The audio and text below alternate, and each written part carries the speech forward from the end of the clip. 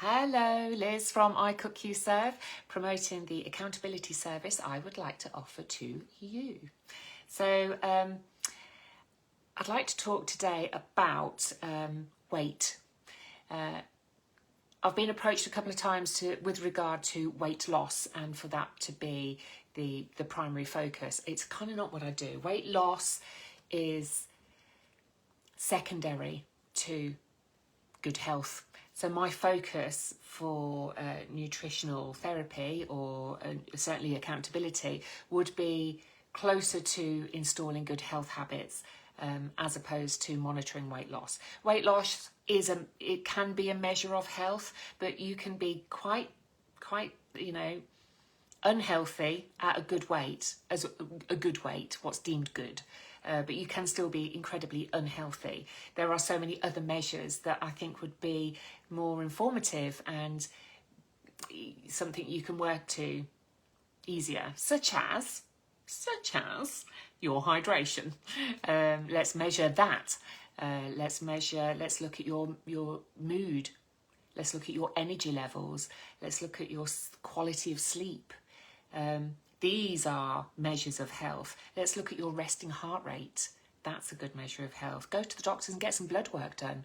If your energy is low, it could be a vitamin D deficiency. It could be something that we could meet nutritionally. Your B vitamins, very important. All of these, your iron levels, they can affect your day-to-day living and your mood and your energy levels, etc. So throw weight in there, absolutely. Let's monitor it. If that's what you want, it's your body, it's your choice. But there are other ways to measure your health and your well-being, and measuring how well you're eating. Let's measure how many plants a week you're eating. Let's look at your bowel movements.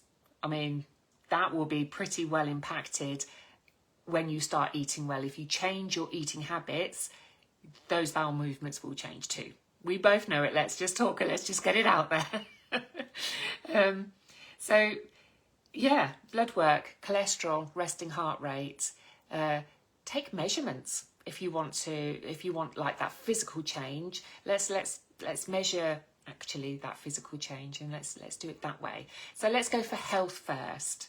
Everything else, like weight loss and things like that, that is secondary to your health. Let's pin that down, establish good habits, so that these new habits, one by one, and we'll tackle them one by one, they become your old habits, so that if you have a bad day, you can fall back on those old habits that are benefiting you and serving you.